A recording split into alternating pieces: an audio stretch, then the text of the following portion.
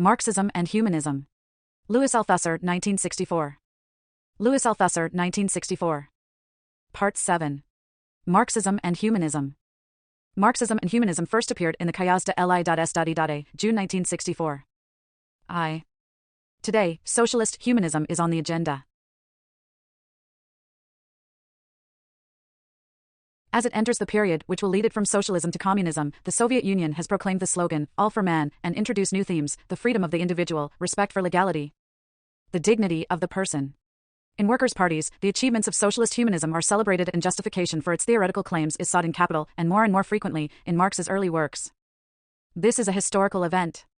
I wonder even whether socialist humanism is not such a reassuring and attractive theme that it will allow a dialogue between communists and social democrats, or even a wider exchange with those men of goodwill who are opposed to war and poverty. Today, even the high road of humanism seems to lead to socialism. In fact, the objective of the revolutionary struggle has always been the end of exploitation and hence the liberation of man, but, as Marx foresaw, in its first historical phase, this struggle had to take the form of the struggle between classes. So revolutionary humanism could only be a class humanism, proletarian humanism. The end of the exploitation of man meant the end of class exploitation. The liberation of man meant the liberation of the working class and above all liberation by the dictatorship of the proletariat. For more than 40 years, in the USSR, amidst gigantic struggles, socialist humanism was expressed in the terms of class dictatorship rather than in those of personal freedom. The end of the dictatorship of the proletariat in the USSR opens up a second historical phase. The Soviets say, in our country antagonistic classes have disappeared, the dictatorship of the proletariat has fulfilled its function, the state is no longer a class state but the state of the whole people. In the USSR, men are indeed now treated without any class distinction, that is, as persons. So in ideology we see the themes of class humanism give way before the themes of a socialist humanism of the person. 10 years ago socialist humanism only existed in one form, that of class humanism. Today it exists in two forms, class humanism, where the dictatorship of the proletariat is still in force, and personal humanism where it has been superseded. Two forms corresponding to two necessary historical phases. This transformation in history casts light on certain transformations in the mind. The dictatorship of the proletariat, rejected by social democrats in the name of personal humanism, and which bitterly opposes them to communists, has been superseded in the USSR. Even better, it is foreseeable that it might take peaceful and short-lived forms in the West. From here we can see and outline a sort of meeting between two personal humanisms, socialist humanism and Christian or bourgeois liberal humanism. The liberalization of the USSR reassures the latter. As for socialist humanism, it can see itself not only as a critique of the contradictions of bourgeois humanism, but also and above all as the consummation of its noblest aspirations. Humanity's millenarian dreams, prefigured in the drafts of past humanisms, Christian and bourgeois, will at last find realization in it, in man and between men, the reign of man will at last begin. Hence the fulfillment of the prophetic promise Marx made in the 1844 manuscripts, communism, as the real appropriation of the human essence through and for men. This communism as a fully developed naturalism, humanism. 2.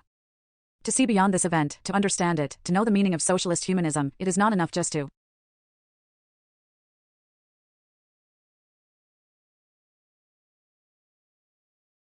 register the event, nor to record the concepts in which the event itself thinks itself. The theoretical claims of the concepts must be tested to ensure that they really do provide us with a truly scientific knowledge of the event. But precisely in the couple humanism-socialism there is a striking theoretical unevenness. In the framework of the Marxist conception, the concept socialism is indeed a scientific concept, but the concept humanism is no more than an ideological one. Note that my purpose is not to dispute the reality that the concept of socialist humanism is supposed to designate, but to define the theoretical value of the concept. When I say that the concept of humanism is an ideological concept, I mean that while it really does designate a set of existing relations, unlike a scientific concept, it does not provide us with a means of knowing them. In a particular mode, it designates some existence, but it does not give us their essences. If we were to confuse these two orders, we should cut ourselves off from all knowledge, uphold a confusion, and risk falling into error. To show this clearly, I shall briefly invoke Marx's own experience, for he only arrived at a scientific theory of history at the price of a radical critique of the philosophy of man that had served as his theoretical basis during the years of his youth. I use the words theoretical basis in their strict sense. For the young Marx, man was not just a cry denouncing poverty and slavery. It was the theoretical principle of his world outlook and of his practical attitude. The essence of man was the basis both for a rigorous theory of history and for a consistent political practice. This can be seen in the two stages of Marx's humanist period. The first stage was dominated by a liberal rationalist humanism closer to Kant and Fichte than to Hegel. In his conflict with censorship, Rhenish feudal laws, Prussian despotism, Marx's political struggle and the theory of history sustaining it were based theoretically on a philosophy of man. Only the essence of man makes history, and this essence is freedom and reason. Freedom, it is the essence of man just as weight is the essence of bodies. Man is destined to freedom, it is his very being. Whether he rejects it or negates it, he remains in it forever, so much is Freedom, the essence of man, that even its adversaries are realizing it when they fight against its reality. So freedom has always existed, in one way or another, sometimes only as a particular privilege, sometimes as a general right. This distinction illuminates the whole of history. Thus, feudalism is freedom, but in the non-rational form of privilege; the modern state is freedom, but in the rational form of a universal right. Reason, man is only freedom as reason. Human freedom is neither caprice, nor the determinism of interest, but, as Kant and Fichte meant it, autonomy, obedience to the inner law of reason. This law and right. Philosophy regards the state as the great organism in which legal, moral, and political freedom should find their realization, and in which the individual citizen, when he obeys the state's laws, is only obeying the natural laws of his own reason, of human reason. Hence the task of philosophy demands that the state be the state of human nature. This injunction is addressed to the state itself. If it would recognize its essence, it would become reason, the true freedom of man, through its own reform of itself. Therefore, politico-philosophical criticism sums up the whole of politics. The free press, the free reason of humanity, becomes politics itself. This political practice summed up in public theoretical criticism, that is, in public criticism by way of the press, which demands as its absolute precondition the freedom of the press, is the one Marx adopted in the Rheinische Zeitung. Marx's development of his theory of history was the basis and justification for his own practice, the journalist's public criticism that he saw as political action par excellence. This Enlightenment philosophy was completely rigorous. The second stage was dominated by a new form of humanism, Feuerbach's communalist humanism. The reason state had remained deaf to reason; there was no reform of the Prussian state. History itself delivered this judgment on the illusions of the humanism of reason. The young German radicals had been expecting that when he was king the heir to the throne would keep the liberal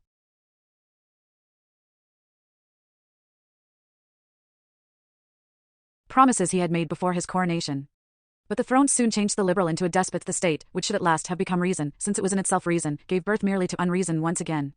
From this enormous disappointment, lived by the young radicals as a true historical and theoretical crisis, Marx drew the conclusion: the political state encapsulates the demands of reason precisely in its modern forms. But it does not stop there. Everywhere it presupposes realized reason. But everywhere it also slides into the contradiction between its theoretical definition and its real hypotheses. A decisive step had been taken. The state's abuses were no longer conceived as misappropriations of the state vis its essence, but as a real contradiction between its essence and its existence. Feuerbach's humanism made it possible to think just this contradiction by showing in unreason the alienation of reason, and in this alienation the history of man, that is, his realization. Marx still professes a philosophy of man. To be radical is to grasp things by the root, but for man the root is man himself. But then man is only freedom reason because he is first of all Gemeinwesen, communal being, a being that is only consummated theoretically and practically in universal human relations, with man and with his objects. Here also the essence of man is the basis for history and politics. History is the alienation and production of reason in unreason, of the true man in the alienated man. Without knowing it, man realizes the essence of man in the alienated products of his labor. The loss of man that produces history and man must presuppose a definite pre-existing essence. At the end of history, this man, having become in human objectivity, has merely to regrasp as subject his own essence alienated in property, religion, and the state to become total man, true man. This new theory of man is the basis for a new type of political action, the politics of practical reappropriation. The appeal to the simple reason of the state disappears. Politics is no longer simply theoretical criticism, the enlightenment of reason through the free press, but man's practical reappropriation of his essence. For the state, like religion, may well be man, but man dispossessed, man is split into citizen and civil man, two abstractions. In the heaven of the state, in the citizen's rights, man lives in imagination, the human community he is deprived of on the earth of the rights of man. So the revolution must no longer be merely political, but human, if man is to be restored his nature, alienated in the fantastic forms of money, power, and gods. From this point on, this practical revolution must be the common work of philosophy and of the proletariat, for, in philosophy, man is theoretically affirmed, in the proletariat he is practically negated. The penetration of philosophy into the proletariat will be the conscious revolt of the affirmation against its own negation, the revolt of man against his inhuman conditions. Then the proletariat will negate its own negation and take possession of itself in communism. The revolution is the very practice of the logic immanent in alienation. It is the moment in which criticism, hitherto unarmed, recognizes its arms in the proletariat. It gives the proletariat the theory of what it is. In return, the proletariat gives it its armed force, a single unique force in which no one is allied except to himself. So the revolutionary alliance of the proletariat and of philosophy is once again sealed in the essence of man. 3. In 1845, Marx broke radically with every theory that based history and politics on an essence of man. This unique rupture contained three indissociable elements: the formation of a theory of history and politics based on radically new concepts, the concepts of social formation, productive forces, relations of production, superstructure, ideologies, determination in the last instance by the economy, specific determination of the other levels, etc. A radical critique of the theoretical pretensions of every philosophical humanism. The definition of humanism as an ideology. This new conception is completely rigorous as well, but it is a new rigor. The essence criticized is defined as an ideology, a category belonging to the new theory of society and history. This rupture with every philosophical anthropology or humanism is no secondary detail, it is Marx's scientific. It means that Marx rejected the problematic of the earlier philosophy and adopted a new problematic in one and the same act. The earlier idealist philosophy depended in all its domains and arguments on a problematic of human nature. For centuries, this problematic had been transparency itself, and no one had thought of questioning it even in its internal modifications. This problematic was neither vague nor loose, on the contrary, it was constituted by a coherent system of precise concepts tightly articulated together. When Marx confronted it, it implied the two complementary postulates he defined in the sixth thesis on Feuerbach. That there is a universal essence of man. That this essence is the attribute of each single individual who is its real subject.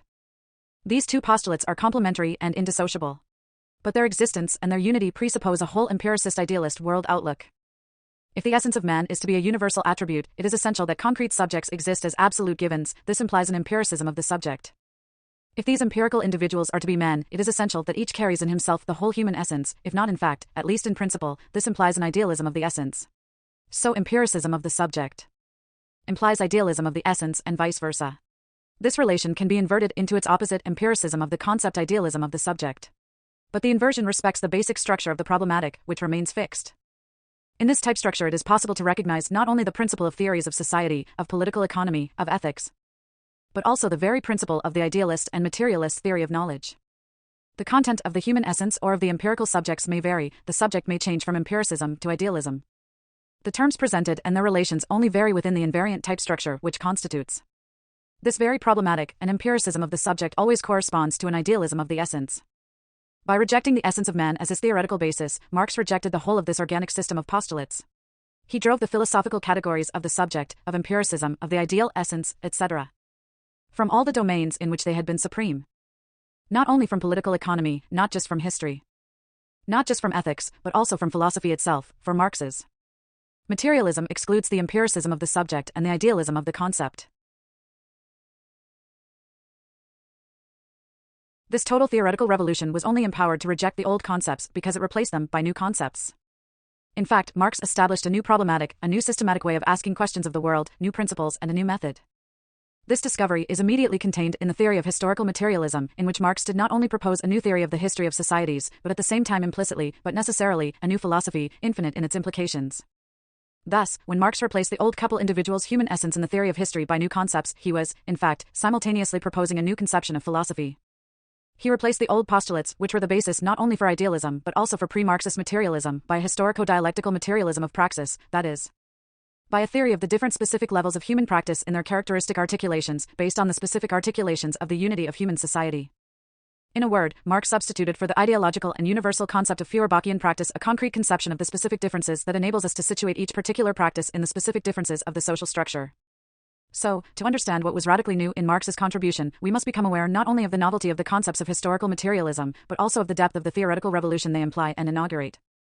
On this condition it is possible to define humanism's status, and reject its theoretical pretensions while recognizing its practical function as an ideology. Strictly in respect to theory, therefore, one can and must speak openly of Marx's theoretical anti-humanism, and see in this theoretical anti-humanism the absolute precondition of the knowledge of the human world itself, and of its practical transformation. It is impossible to know anything about men except on the absolute precondition that the philosophical myth of man is reduced to ashes. So any thought that appeals to Marx for any kind of restoration of a theoretical anthropology or humanism is no more than ashes, theoretically. But in practice it could pile up a monument of pre-Marxist ideology that would weigh down on real history and threaten to lead it into blind alleys. For the corollary of theoretical Marxist anti-humanism is the recognition and knowledge of humanism itself, as an ideology. Marx never fell into the idealist illusion of believing that the knowledge of an object might ultimately replace the object or dissipate its existence. Cartesians, knowing that the sun was 2,000 leagues away, were astonished that this distance only looked like 200 paces, they could not even find enough of God to fill in this gap. Marx never believed that a knowledge of the nature of money could destroy its appearance, its form of existence a thing, for this appearance was its very being, as necessary as the existing mode of production. Marx never believed that an ideology might be dissipated by a knowledge of it, for the knowledge of this ideology, as the knowledge of its conditions of possibility, of its structure, of its specific logic and of its practical role, within a given society, is simultaneously knowledge of the conditions of its necessity. So Marx's theoretical anti-humanism does not suppress anything in the historical existence of humanism. In the real-world philosophies of man are found after Marx as often as before, and today even some Marxists are tempted to develop the themes of a new theoretical humanism. Furthermore, Marx's theoretical anti-humanism, by relating it to its conditions of existence, recognizes a necessity for humanism as an ideology, a conditional necessity. The recognition of this necessity is not purely speculative. On it alone can Marxism base a policy in relation to the existing ideological forms of every kind: religion, ethics, art, philosophy, law, and in the very front rank, humanism. When a Marxist policy of humanist ideology, that is, a political attitude to humanism, is achieved, a policy which may be either a rejection or a critique, or a use, or a support, or a development, or a humanist renewal of contemporary forms of ideology in the ethico-political domain, this policy will only have been possible on the absolute condition that it is based on Marxist philosophy, and a precondition for this is. So everything depends on the knowledge of the nature of humanism as an ideology. There can be no question of attempting a profound definition of ideology here. It will suffice to know very schematically that an ideology is a system of representations endowed with a historical existence and role within a given society. Without embarking on the problem of the relations between a science and its past, we can say that ideology, as a system of representations, is distinguished from science in that in it the practico-social function is more important than the theoretical function. What is the nature of this social function? To understand it, we must refer to the Marxist theory of history. The subjects of history are given human societies. They present themselves as totalities whose unity is constituted by a certain specific type of complexity, which introduces instances that, following Engels, we can, very schematically, reduce to three: the economy, politics, and ideology.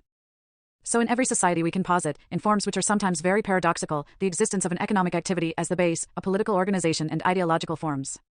So ideology is as such an organic part of every social totality. It is as if human societies could not survive without these specific formations, these systems of representations, at various levels, their ideologies. Human societies secrete ideology as the very element and atmosphere indispensable to their historical respiration and life. Only an ideological world outlook could have imagined societies without ideology and accepted the utopian idea of a world in which ideology would disappear without trace, to be replaced by science. For example, this utopia is the principle behind the idea that ethics, which is in its essence ideology, could be replaced by science or become scientific through and through, or that religion could be destroyed by science, which would in some way take its place. That art could merge with knowledge or become everyday life, etc. And I am not going to steer clear of the crucial question. Historical materialism cannot conceive that even a communist society could ever do without ideology, be it ethics, art, or world outlook. Obviously, it is possible to foresee important modifications in its ideological forms and their relations, and even the disappearance of certain existing forms or a shift of their functions to neighboring forms.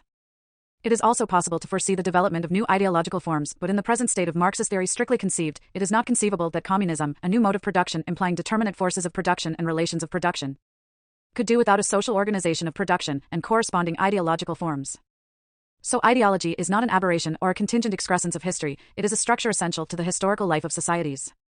Further, only the existence and the recognition of its necessity enable us to act on ideology and transform ideology into an instrument of deliberate action on history. It is customary to suggest that ideology belongs to the region of consciousness.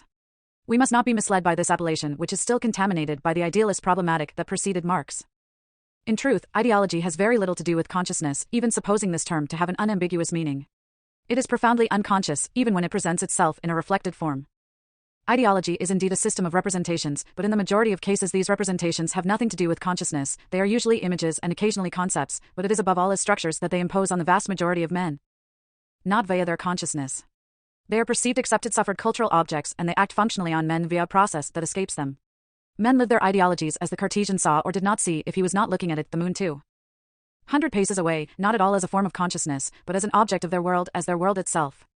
But what do we mean, then, when we say that ideology is a matter of men's consciousness? First, that ideology is distinct from other social instances, but also that men live their actions, usually referred to freedom and consciousness by the classical tradition, in ideology, by and through ideology, in short, that the lived relation between men and the world, including history, passes through ideology, or better, is ideology itself.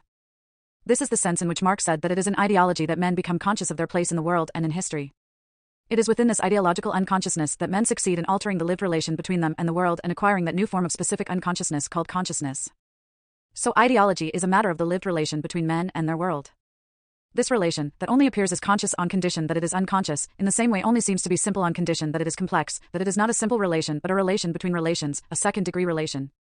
In ideology men do indeed express, not the relation between them their conditions of existence, but the way they live the relation between them and their conditions of existence. This presupposes both a real relation and an imaginary, lived relation.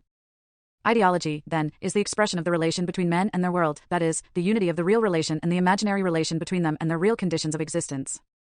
In ideology the real relation is inevitably invested in the imaginary relation, a relation that expresses a will, a hope or a nostalgia, rather than describing a reality. It is in this overdetermination of the real by the imaginary and of the imaginary by the real that ideology is active in principle, that it reinforces or modifies the relation between men and their conditions of existence, in the imaginary relation itself. It follows that this action can never be purely instrumental. The men who would use an ideology purely as a means of action, as a tool, find that they have been caught by it, implicated by it, just when they are using it and believe themselves to be absolute masters of it. This is perfectly clear in the case of a class society. The ruling ideology is then the ideology of the ruling class. But the ruling class does not maintain with the ruling ideology, which is its own ideology, an external and lucid relation of pure utility and cunning.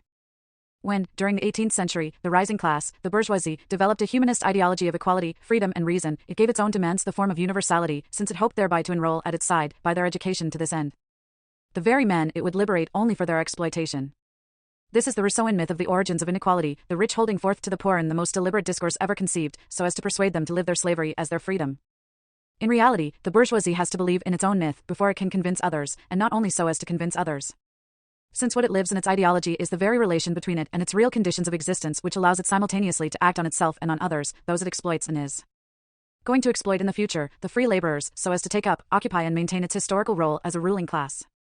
Thus, in a very exact sense, the bourgeoisie lives in ideology of freedom, the relation between it and its conditions of existence, that is, its real relation, the law of a liberal capitalist economy, but invested in an imaginary relation. Its ideology consists of this play on the word freedom, which betrays the bourgeois wish to mystify those it exploits, blackmailing them with freedom so as to keep them in harness, as much as the bourgeoisie's need to live its own class rule as the freedom of those it is exploiting. Just as a people that exploits another cannot be free, so a class that uses an ideology is its captive too. So when we speak of the class function of an ideology, it must be understood that the ruling ideology is indeed the ideology of the ruling class, and that the former serves the latter not only in its rule over the exploited class, but in its own constitution of itself as the ruling class, by making it accept the lived relation between itself and the world as real and justified. But we must go further and ask what becomes of ideology in a society in which classes have disappeared. What we have just said allows us to answer this question. If the whole social function of ideology could be summed up cynically as a myth fabricated and manipulated from the outside by the ruling class to fool those it is exploiting, then ideology would disappear with classes. But as we have seen that even in the case of a class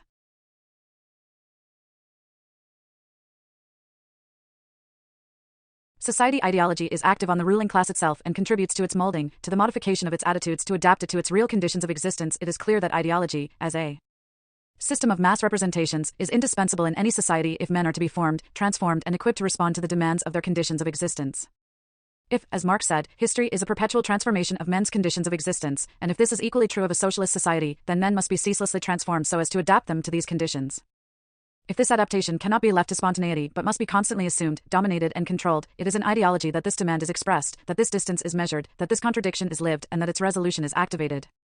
It is in ideology that the classless society lives the adequacy of the relation between it and the world. It is in it and by it that it transforms men's consciousness, that is, their attitudes and behavior, so as to raise them to the level of their tasks and the conditions of their existence. In a class society, ideology is the relay whereby, and the element in which, the relation between men and their conditions of existence is settled to the profit of the ruling class. In a classless society, ideology is the relay whereby, and the element in which, the relation between men and their conditions of existence is lived to the profit of all men. We are now in a position to return to the theme of socialist humanism and to account for the theoretical disparity we observed between a scientific term and an ideological one. In its relations with the existing forms of bourgeois or Christian personal humanism, socialist personal humanism presents itself as an ideology precisely in the play on words that authorizes this meeting. I am far from thinking that this might be the meeting of a cynicism and a naivete. In the case in point, the play on words is still the index of a historical reality and simultaneously of lived ambiguity and an expression of the desire to overcome it. When, in the relations between Marxists and everyone else, the former lay stress on a socialist personal humanism, they are simply demonstrating their will to bridge the gap that separates them from possible allies, and they are simply anticipating the movement, trusting to future history the task of providing the old words with a new content. It is this content that matters. For, once again, the themes of Marxist humanism are not, first of all, themes for the use of others. The Marxists who develop them necessarily do so for themselves before doing so for others. Now we know what these developments are based on the new conditions existing in the Soviet Union, on the end of the dictatorship of the proletariat and on the transition to communism. And this is where everything is at stake. This is how I should pose the question. To what in the Soviet Union does the manifest development of the themes of personal humanism correspond? Speaking of the idea of man and of humanism in the German ideology, Marx commented that the idea of human nature, or of the essence of man, concealed a coupled value judgment, to be precise, the couple human and human, and he wrote, "The inhuman, as much as the human, is a product of present conditions, it is their negative side. The couple human and human is the hidden principle of all humanism, which is, then, no more than a way of living sustaining resolving this contradiction. Bourgeois humanism made man the principle of all theory. This luminous essence of man was the visible counterpart to a shadowy inhumanity. By this part of shade, the content of the human essence, that apparently absolute essence, announced its rebellious birth. The man of freedom reason denounced the egoistic and divided man of capitalist society. In the two forms of this couple in human, the bourgeoisie of the 18th century lived in rational liberal form, the German left radical intellectuals in communalist or communist form, the relations between them and their conditions of existence, as a rejection, a demand and a program. What about contemporary socialist humanism?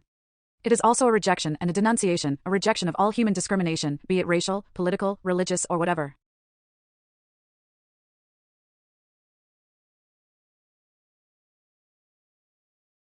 It is a rejection of all economic exploitation or political slavery.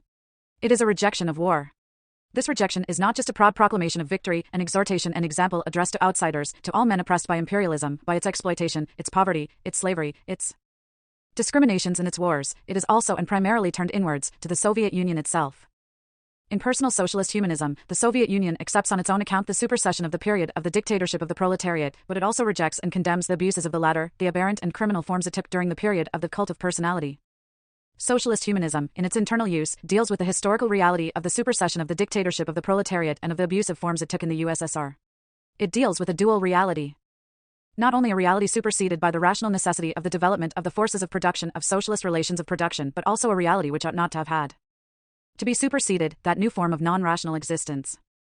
Of reason, that part of historical unreason and of the inhuman that the past of the USSR bears within it, terror, repression and dogmatism, precisely what has not yet been completely superseded, in its effects or its misdeeds. But with this wish we move from the shade to the light, from the inhuman to the human.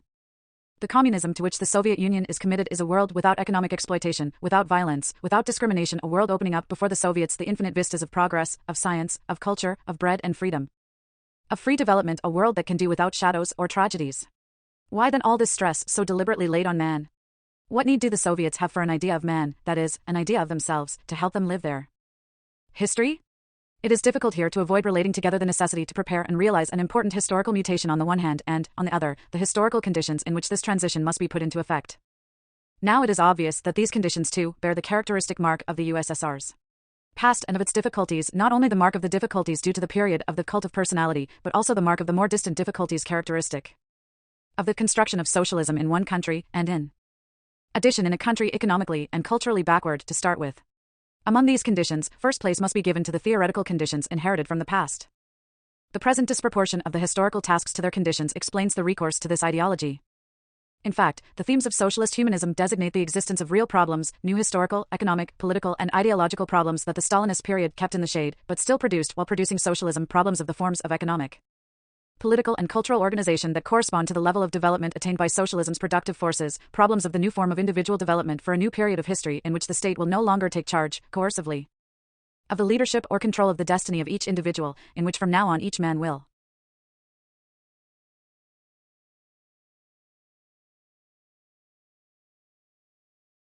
becoming by himself what he is. The themes of socialist humanism are the way the Soviets and other socialists are living the relation between themselves and these problems, that is, the conditions in which they are posed.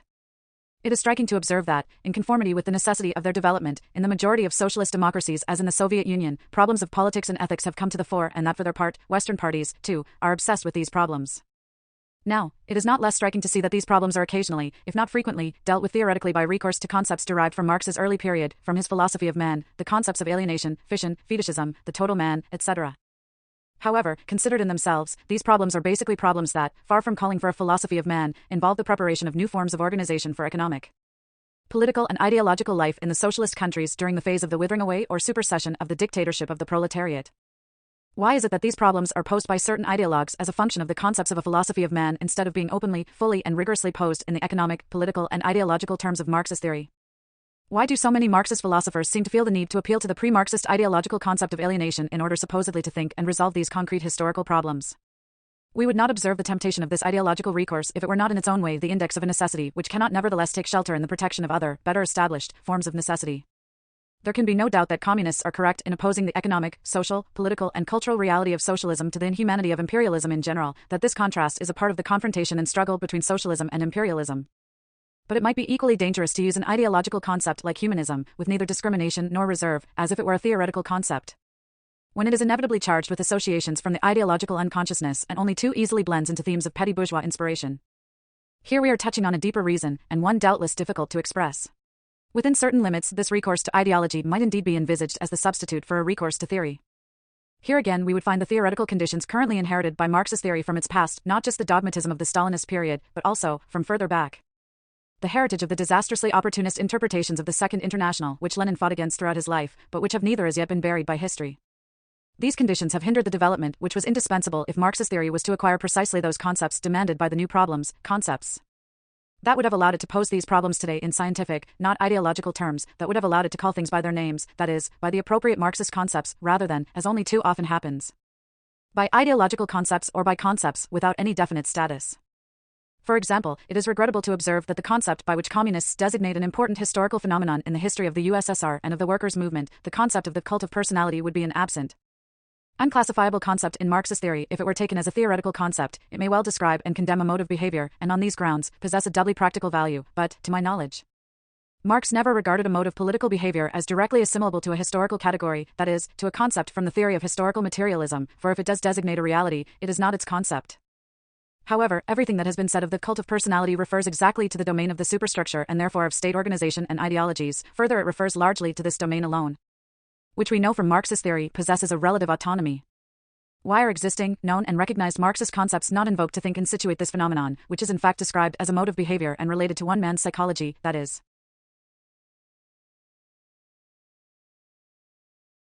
merely described but not thought? If one man's psychology could take on this historical role, why not pose in Marxist terms the question of the historical conditions of the possibility of this apparent promotion of psychology to the dignity and dimensions of a historical fact?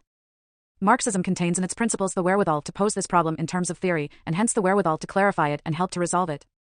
It is no accident that the two examples I have invoked are the concept of alienation and the concept of the cult of personality. For the concepts of socialist humanism, too, have as their object problems arising in the domain of the superstructure, state organization, political life, ethics, ideologies, etc.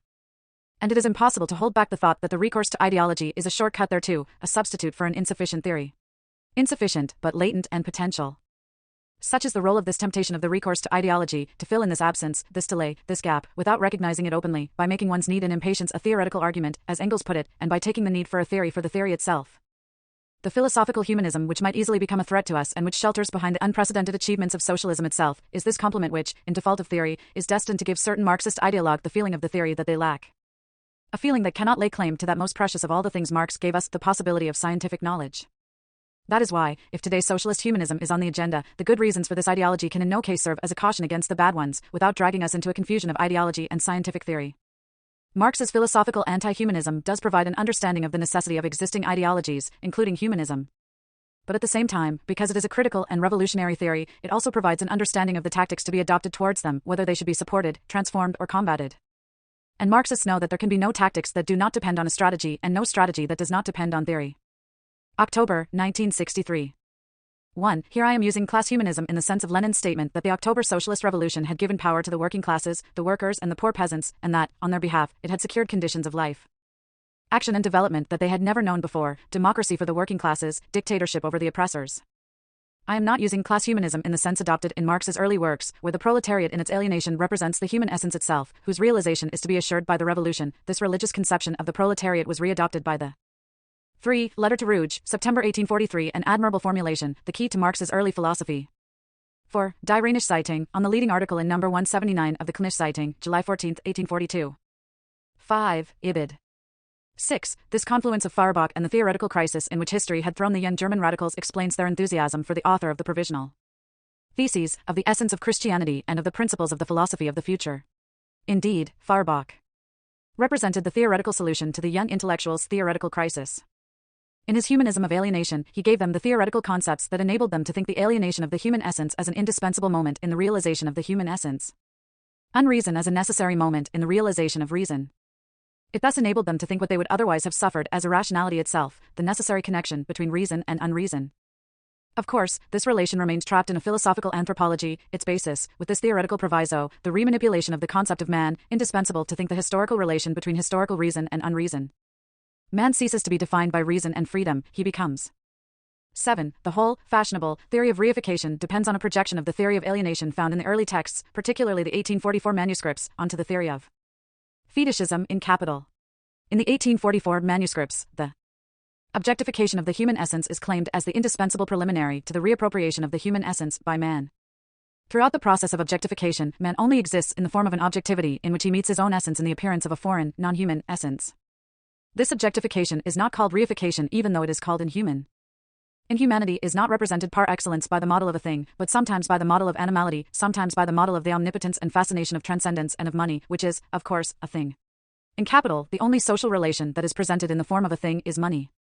But the conception of money as a thing does not correspond to the reality of this thing. It is not the brutality of a simple thing that man is faced with when he is in direct relation with money.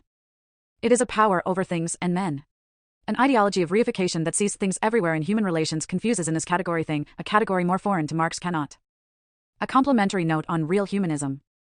A complimentary note on real humanism first appeared in La Nouvelle Critique, March 1965. The concept of real humanism sustains the argument of an article by Jorge Semprin published in Clart, number 58. It is a concept borrowed from Marx's early works. Just a word or two on the phrase real humanism. The specific difference lies in the adjective, real. Real humanism is scientifically defined by its opposition to unreal humanism, ideal, abstract, speculative humanism, and so on. This reference humanism is simultaneously invoked as a reference and rejected for its abstraction, unreality, etc. by the new real humanism. So the old humanism is judged by the new as an abstract and illusory humanism. Its illusion is to aim at an unreal object, to have as its content an object which is not the real object. Real humanism presents itself as the humanism that has as its content not an abstract speculative object, but a real object. But this definition remains a negative one. It is sufficient to express the rejection of a certain content, but it does not provide the new content as such. The content aimed at by real humanism is not in the concepts of humanism or real as such, but outside these concepts. The adjective real is gestural. It points out that to find the content of this new humanism you must look in reality, in society, the state, etc. So the concept of real humanism is linked to the concept of humanism as its theoretical reference, but it is opposed to it through its rejection of the latter's abstract object and by providing a concrete, real, object. The word real plays a dual role. It shows up the idealism and abstraction in the old humanism, and at the same time it designates the external reality in which the new humanism will find its content. However, this positive function of the word real is not a positive function of knowledge, it is a positive function of practical gesture. What, indeed, is this reality which is to transform the old humanism into real humanism? It is society. The sixth thesis on Feuerbach goes so far as to say that the non-abstract man is the ensemble of the social relations. Now if we take this phrase literally as an adequate definition, it means nothing at all. Try and give it a literal explication and you will see that there is no way out without recourse to a periphrasis of the following kind. If anyone wants to know what reality is, not the reality corresponding adequately to the concept of man or of humanism, but the reality which is directly at issue in these concepts, it is not an abstract essence, but the ensemble of the social relations. This periphrasis immediately highlights the inadequacy of the concept of man to its definition, the ensemble of the social relations. Between these two terms there is, doubtless, some relation, but it is not legible in the definition. It is not a relation of definition, not a relation of knowledge. But this inadequacy has a meaning, this relation has a meaning, a practical meaning. This inadequacy manifestly designates an action to be achieved, a displacement to be put into effect. It means that to find the reality alluded to by seeking abstract men no longer but real men instead, it is necessary to turn to society and to undertake an analysis of the ensemble of the social relations. In the phrase real humanism, in my opinion, the concept real is a practical concept, the equivalent of a signal, of a notice board that points out what movement is to be put into effect and in what direction, to what place. Must there be displacement to reach the real earth rather than the heaven of abstraction? The real this way. We follow this guide and we come out into society, the social relations, and the conditions of their real possibility. But it is then that the shocking paradox appears. Once this displacement has really been put into effect, once the scientific analysis of this real object has been undertaken, we discover that a knowledge of concrete men, that is, a knowledge of the ensemble of the social relations, is only possible on condition that we do completely without the theoretical services of the concept of man. In fact, this concept seems to me to be useless from a scientific viewpoint, not because it is abstract, but because it is not scientific. To think the reality of society, of the ensemble of social relations, we must put into effect a radical displacement, not only a spatial displacement but also a conceptual displacement. The concepts whereby Marx thought reality, which real humanism pointed out, never ever again introduce as theoretical concepts the concepts of man or humanism, but other, quite new concepts, the concepts of mode of production, forces of production, relations of production, superstructure, ideology, etc. This is the paradox. The practical concept that pointed out for us the destination of the displacement has been consumed in the displacement itself. The concept that pointed out for us the site for investigation is from now on absent from the investigation itself. This is a characteristic phenomenon of the transitions, breaks that constitute the advent of a new problematic. At certain moments in the history of ideas we see these practical concepts emerge, and typically they are internally unbalanced concepts. In one aspect they belong to the old ideological universe which serves as their theoretical reference, but in the other they concern a new domain, pointing out the displacement to be put into effect to get to it. In the first aspect, they retain a theoretical meaning. In the second, their only meaning is as a practical signal, pointing out a direction and a destination, but without giving an adequate concept of it. We still remain in the domain of the earlier ideology. We are approaching its frontier, and a signpost points out to us a beyond, a direction and a destination. Cross the frontier and go on in the direction of society, and you will find the real. The signpost is still standing in the ideological domain. The message is written in its language, even if it does use new words. Even the rejection of ideology is written in ideological language, as we see so strikingly in Feuerbach, the concrete, the real. These are the names that the opposition to ideology bears in ideology. You can stay indefinitely at the frontier line, ceaselessly repeating concrete. Concrete. Real. Real. This is what Feuerbach did, and Feuerbach, too, spoke of society and state, and never stopped talking about real man, man with needs, concrete man, who is merely the ensemble of his developed human needs, of politics and industry. He stayed with the words which in their concreteness itself referred him to the image of man whose realization he called for. Or, on the contrary, you can cross the frontier for good and penetrate into the domain of reality and embark seriously on its study, as Marx puts it in the German ideology. Then the signal will have played its practical part. It remains in the old domain, in the domain abandoned by the very fact of displacement. Though you are face to face with your real object, obliged to forge the requisite and adequate concepts, to think it, obliged to accept the fact that the old concepts, and in particular the concept of real man or real humanism, will not allow you to think the reality of man, that to reach this immediacy, which is precisely not an immediacy, it is necessary, as always where knowledge is concerned, to make a long detour. You have abandoned the old domain, the old concepts. Here you are in a new domain, for which new concepts will give you the knowledge. The sign that a real change in locus and problematic has occurred, and that a new adventure is beginning, the adventure of science in development. So are we condemned to repeat the same experience? Real humanism may today be the slogan of a rejection and a program, and thus in the best of cases a practical signal, the rejection of an abstract humanism which only existed in the discourse and not in the reality of institutions, and the gesture towards a beyond. A reality which is still beyond, which is not yet truly realized, but only hoped for, the program of an aspiration to be brought to life. It is only too clear that profound rejections and authentic wishes, as well as an impatient desire to overcome still unconquered obstacles, are, in their own way, translated in this concept of real humanism. It is also certain that in every epoch of history men must make their own experiments on their own account, and it is no accident that some of them retrace the paths taken by their elders and ancestors. It is certainly indispensable that communists should take seriously the real meaning concealed in this wish, the realities for which this practical concept is an index.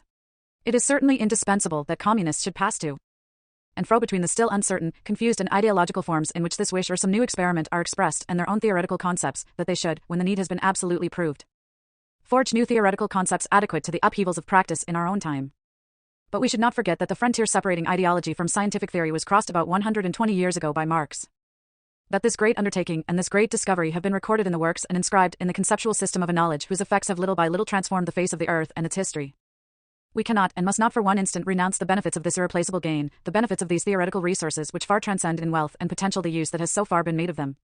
We must not forget that an understanding of what is going on in the world today and the political and ideological interchange indispensable to the broadening and reinforcement of the base of socialism are only possible if, for our part, we do not fall behind what Marx gained for us.